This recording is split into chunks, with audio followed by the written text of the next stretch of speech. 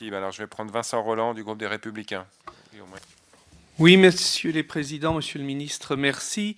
Nous avons parlé beaucoup d'industrialisation, de fusion, avec la volonté de créer des champions européens ou parfois nationaux pour lutter contre cette concurrence internationale et la mondialisation. Moi, je souhaiterais savoir très directement quelle est la stratégie du gouvernement justement en matière de détention du capital des sociétés françaises, et je pense plus particulièrement à l'une, alors qui certes n'exerce pas directement dans le secteur des transports sur rail, mais quand même des transports, je pense à la Compagnie des Alpes, dont on dit ou on lit dans la presse économique que son président se félicite d'une future nouvelle nomination à la tête de la Caisse des dépôts et consignations qui détient 40% de la Compagnie des Alpes pour justement nouer des accords avec un fonds d'investissement chinois qui s'appelle Fosun. Tout à l'heure, monsieur le ministre, et je vous rejoins, vous avez évoqué le danger qu'il puisse y avoir de la part des entreprises chinoises, des prises de compétences, des transferts de technologies, et qu'il fallait à l'échelle soit nationale, soit européenne, s'unir pour lutter contre cette concurrence ou ces prises de marché ou de participation. Qu'en est-il de ce dossier?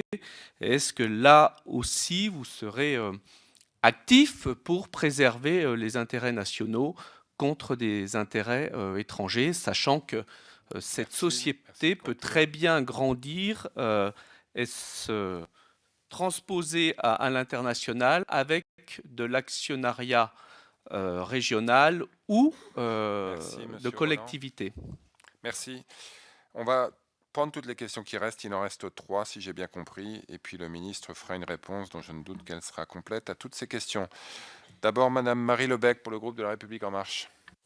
Merci. Monsieur le ministre, hier on auditionnait Madame Catherine Schubert sur le CETA. On constate quand même une inquiétude des Français à l'égard de nombreuses manifestations du commerce international sur notre sol.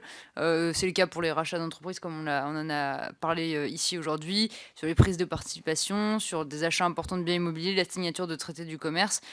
Finalement, les Français ont presque l'impression que l'État est quelque peu démuni et que nos intérêts pourraient être bradés, alors même qu'on a des outils qui nous permettent de protéger notre tissu d'entreprise sur le territoire.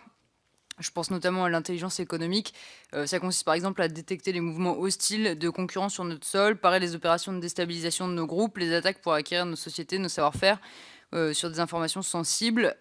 Au vu de l'ensemble de ces moyens qui, si je ne me trompe pas, dépendent de votre ministère, en matière d'intelligence, est-ce que nos moyens sont bien dimensionnés par rapport à ceux de nos concurrents? Et est-ce qu'ils ne devraient pas être renforcés et nous permettraient d'avoir peut-être une vision ou une position plus stratégique en matière économique? Merci. Madame Audrey Dufeu-Schubert de la République En Marche, Commission Affaires sociales. Merci, messieurs les présidents, de m'accueillir au sein de cette audition. Je suis effectivement aux affaires sociales, mais très attachée à mon territoire nazarien. Je souhaitais interroger à nouveau monsieur Bruno Le Maire. Je salue cet accord avec Fincantieri. Je pense que c'est un accord équilibré qui a un seul objectif, préserver et assurer le développement de nos chantiers. Cependant, STX, c'est aussi tout un tissu de sous-traitants et nous pourrions même parler de co-traitants, tant une réelle collaboration s'est instaurée sur notre territoire depuis des années. Il y a 2 fois plus de sous-traitants sur le bassin nazarien qu'il n'y a de salariés chez STX. Alors, Fincantieri s'est engagé à préserver le tissu de sous-traitants régionaux. Concrètement, quelles sont les garanties apportées à l'égard de ces sous-traitants, donc de ces co-traitants? Voilà, puisque comme tous les mariages, la confiance n'exclut pas le contrôle, quels indicateurs de surveillance allez-vous mettre en place pour nous assurer la préservation de ces emplois? Merci. Merci, Monsieur Olivier Marlex. Merci, Monsieur le Président. Oui, Monsieur le Ministre, vous nous avez dit que l'opération d'investissement de Siemens dans Alstom relevait de la procédure relative au contrôle des investissements étrangers en France, qui est une procédure d'autorisation. s'agissant de la prise de contrôle d'une entreprise, on doit être dans le R153-3 du Code monétaire et financier. Cela signifie très clairement que votre ministère va être destinataire de la part de Siemens d'une lettre d'engagement. Voilà. Et que c'est sur la base de cette lettre d'engagement que vous serez amené à donner l'autorisation. Et comme les communiqués sont intéressants mais ont une valeur assez relative dans le temps, nous nous intéressons davantage au contenu de cette lettre d'engagement. Donc ma question est, êtes-vous prêt à communiquer cette lettre d'engagement au Parlement afin d'en permettre un contrôle parlementaire? Merci beaucoup. Juste un mot.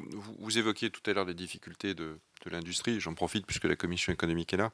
Le plafonnement de la productivité est un vrai sujet sur le plan mondial comme sur le plan européen. Il faut donc créer de la valeur et la création de groupes plus puissants en crée probablement. En tout cas, tout le monde est favorable à l'idée qu'il faut créer des champions européens. Je ne connais personne.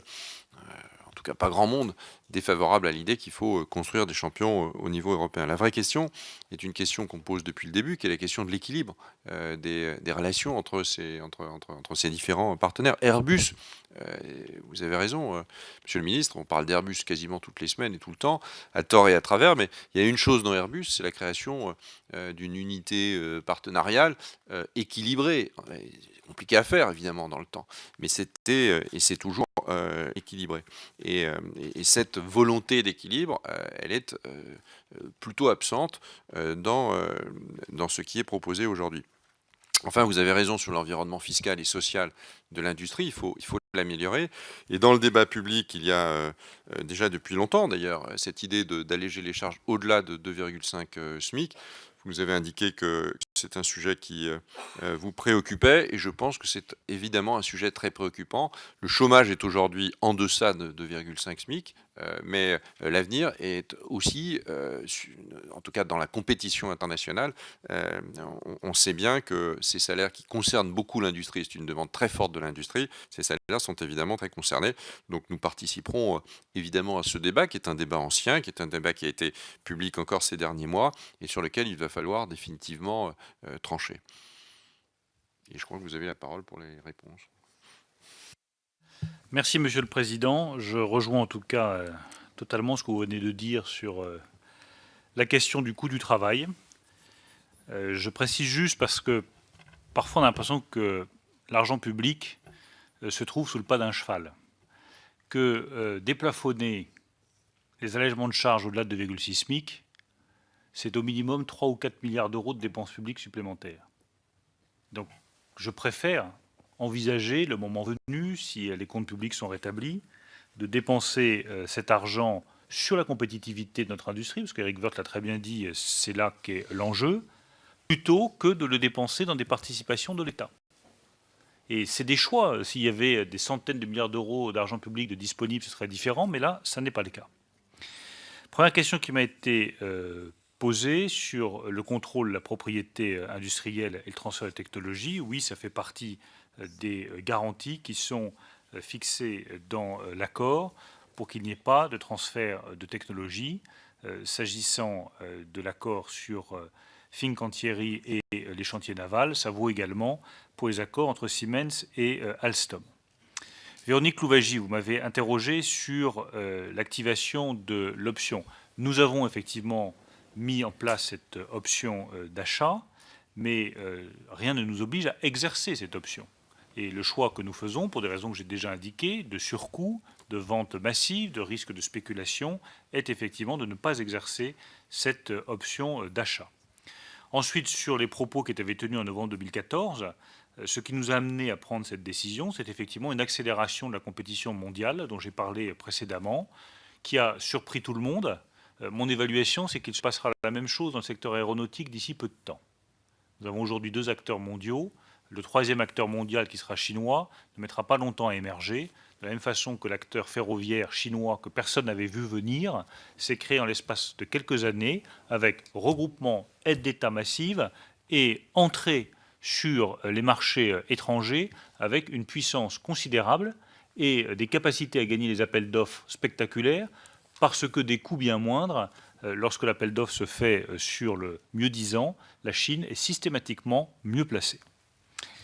Boris Vallaud, d'abord, merci pour vos propos introductifs sur les grands champions européens et sur la nécessité de constituer des champions de taille mondiale à partir des compétences européennes. Je rappelle juste que sur le ministre de l'Industrie, Emmanuel Macron n'était pas ministre de l'Industrie, que c'était Christophe Sirugue qui était ministre de l'Industrie, et que c'est lui, en tout cas, qui a négocié l'accord entre STX et Fincantieri. L'accord intergouvernemental, oui, il y a le maintien des investissements de l'État et des engagements de l'État vis-à-vis d'Alstom qui sont repris dans le cadre de la fusion Siemens-Alstom, notamment pour les investissements sur le TGV du futur, qui était pour Alstom l'un des enjeux majeurs des années à venir. Sur les emplois en doublon, nous estimons que les vrais doublons sont davantage avec Bombardier qu'avec Siemens. Et là-dessus, on pourra confronter nos analyses, mais nous estimons que les doublons entre Siemens et Alstom... mais je vous rassure, j'ai consulté les analyses de Bercy, et pour les confronter, les doublons avec Siemens sont moins importants qu'entre Bombardier et Alstom. S'agissant des discussions entre Thales et Alstom, vous êtes bien placé pour savoir que ça n'a pas pu aboutir. Vous étiez aux responsabilités, ce n'est pas un reproche que je vous fais, le constat que je fais simplement, c'est que nous ne sommes pas arrivés à faire aboutir l'approchement entre Thales et Alstom. Pour une raison qui est simple, c'est que Thales ne le voulait pas. Et que vous avez tenté, j'ai moi-même discuté de cette question-là, et Thales, dans lequel nous sommes minoritaires, je le rappelle, ne souhaite pas cette coopération sur la signalisation avec Alstom. Dont acte, c'est la responsabilité de Thales. Vous avez essayé, j'ai essayé également, et nous voyons bien que ça n'aboutit pas, tout simplement parce que Thales estime que ce n'est pas son intérêt stratégique de s'allier avec Alstom en matière de signalisation. Oui, mais à un moment donné, une fois que les choix s'il sont vous plaît, faits- je pense que Non, mais la discussion je est comprends bien, mais intéressante, si on fait, les mais choix sont on- faits et malheureusement c'est trop tard. d'autres parlementaires attendent des Ce que je réponses. constate, c'est que désormais, nous avons avec Siemens Alstom le numéro 1 de la signalisation au monde. Quant aux banquiers d'affaires, je vous rassure, je prends mes décisions en toute indépendance. Je n'ai jamais été banquier d'affaires et j'essaye de garder le plus possible mon indépendance de ministre pour servir l'intérêt général. Vincent Rolland, sur la Caisse des dépôts et cette question de la Compagnie des Alpes et des discussions avec Fosun. Il y a effectivement, de la part de la Compagnie des Alpes, une discussion qui est engagée avec Fosun, donc sous la direction de la Caisse des dépôts, sur le développement en matière de parcs d'attractions et de stations de ski. Nous serons en Chine. Nous serons très vigilants sur la manière dont sont conduites ces discussions et sur les opportunités qui sont offertes. Il ne s'agit pas effectivement que dans le cadre de la Compagnie des Alpes, nous ayons une offensive chinoise. Il s'agit au contraire de permettre à la Compagnie des Alpes de développer ses activités en Chine. Vous avez raison d'attirer mon attention sur la nécessaire vigilance sur ce sujet. S'agissant, Madame Lebec, de CETA et des attaques et des cyberattaques, je vous confirme que nous sommes